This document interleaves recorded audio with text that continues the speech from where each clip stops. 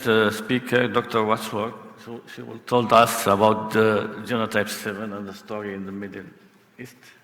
Thank you. You have the floor. Thank you. So this is a virus that Don touched on briefly yesterday, and it's one that's causing quite a lot of concern. So foot and mouth type A in Asia has 3 geographically distinct pools. Pool 1, which is mainly the Southeast Asia 97 lineage, is in Cambodia, Thailand, Vietnam, to name a few. Iran 05 is mainly in Pakistan, Afghanistan, and then the one that we're mainly interested in is Pool 2, which is the genotype 7, and that's found in India and Bangladesh. So recently, a new serotype A lineage has emerged from the Indian subcontinent and has spread to Saudi Arabia. It's not surprising there's been a movement like this because trade and cultural links from ancient India to Saudi Arabia date back to the 3rd millennium BC. Also, the first recorded outbreak of foot and mouth disease in India was in 1864. So how do we think this has occurred? Well, it could be meat. Last year, meat was the 6th largest commodity exported from India to Saudi Arabia, and it was estimated to be worth around $268 million US. So looking at more detail, serotype A in India has been dominated by a region-specific strain of the Asia topotype, and it's been evolving there for many years. 2 genotypes, genotype 7 and genotype 16, have been co-circulating in India since 1990. And the dominant one was G7, and that's been prevalent since around 2001.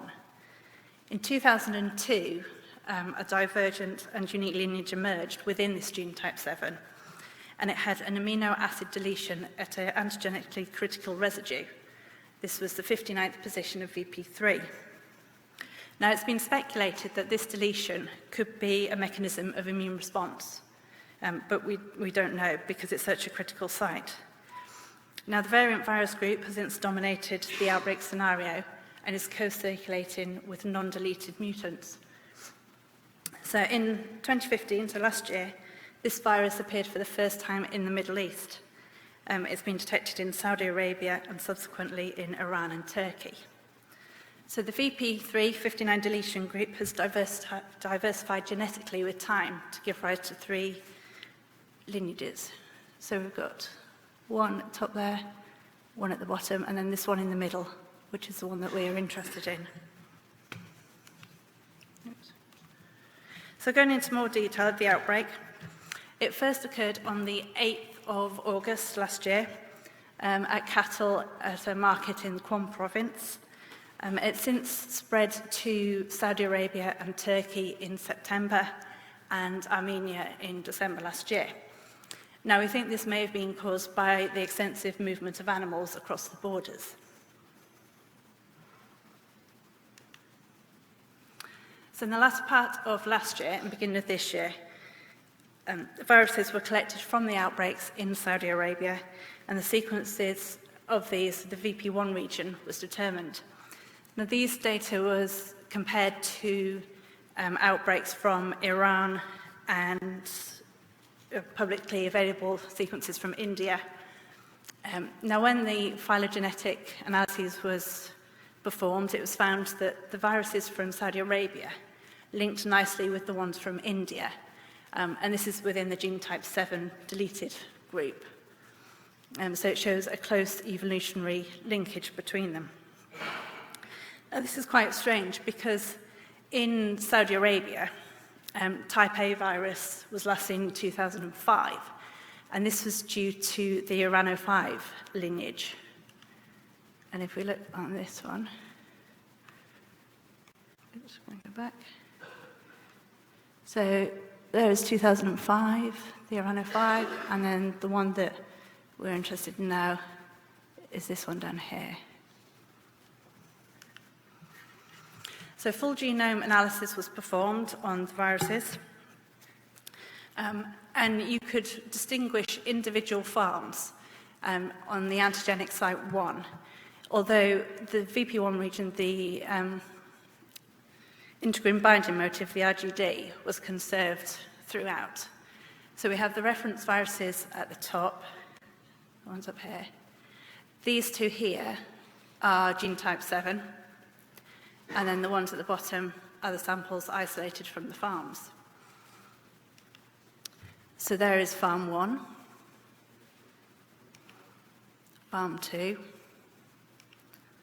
farm 3, and farm 4. Why do we think it's like this? Well, it could be down to the vaccination program that Saudi Arabia employ. It's quite an intensive strategy.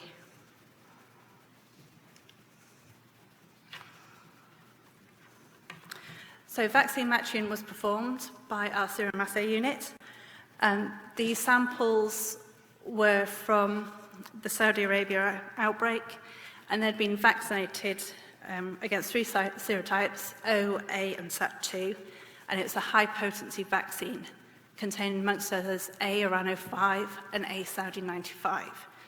So I mentioned about the vaccination strategy. So these cattle were inoculated at 3, 4, 5, and 6 months of age, and then they had a booster every 90 days after that. So look at this phylogenetic tree.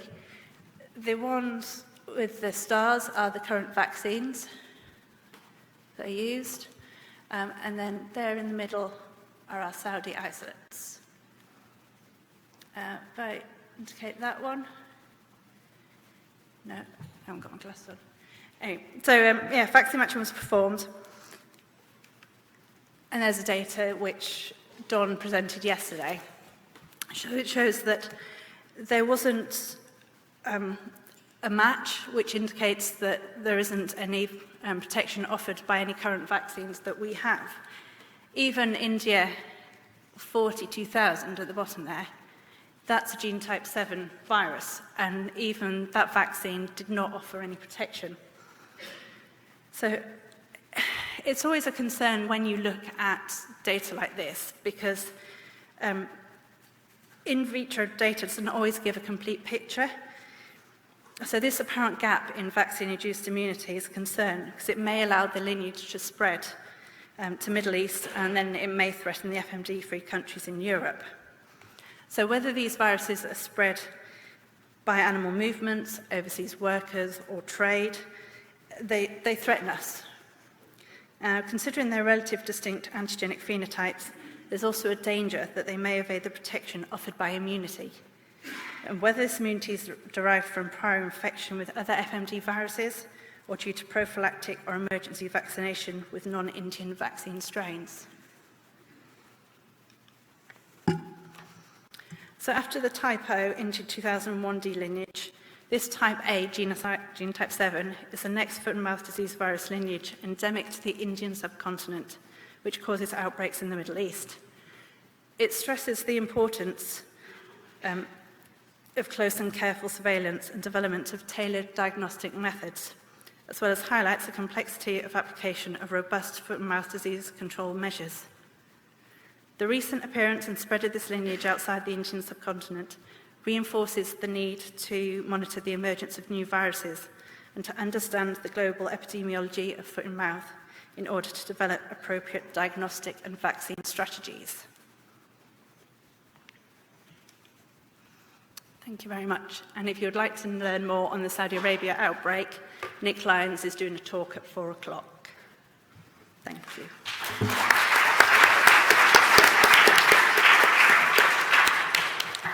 Thank you for this nice talk. Is there any question?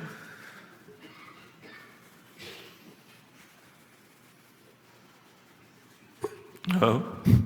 I have one. What about Egypt? Is there any information about the circulation of this lineage in Egypt? Sorry, can you repeat that? Is there any information about the circulation of this G7 in Egypt? Not that I know of, no. No. Nick, do you know any more? No. I can add a few words to that. Indeed, until now we don't see it in Egypt, but in Egypt at the moment type O is very dominant. So we only have recently A few type A samples have been characterized in Pirbright, and they were a Africa G4, something like that.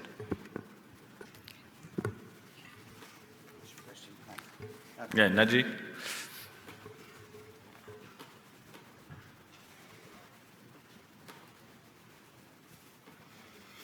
Rather than the question, I would like to express my concern about this vaccine matching panel.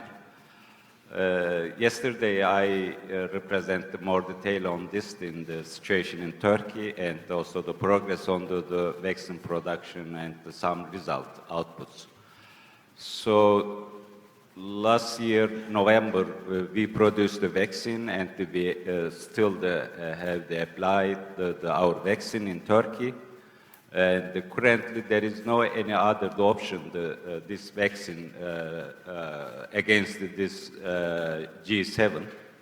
But my concern is more than the 1 year, there is no any the panel in the reference laboratory results. So it should be the speed up on this kind of the things to do as an option should be the give the all the community. Thank you. Thank you, Naji. Don?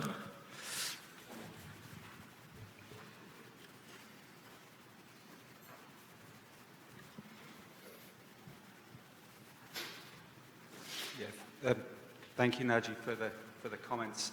I mean, I think this is also a concern, I think, for the community to understand the performance of vaccines that might be available for the G7 lineage. I think the work at the WRL, we will do the vaccine matching for those virus strains and BBS panels that we have available to us. And I've already made some requests for those materials to be sent from SHAP or from other suppliers that are making the vaccines from Turkey, from Russia as well. And I'm hoping that those reagents will be available very shortly. And once those reagents are available to us, we will very willingly include those in the panels of vaccine matching. So I think I suppose the gap at the moment represents the fact that this is a situation that is moving very fast. It is not always easy to ship materials between laboratories, but if you have any way of influencing when you get back to Turkey about getting those materials sent to us, I'd be really happy to see them sent to Pirbright. Okay, thank you very much. I think we have to leave it here. The next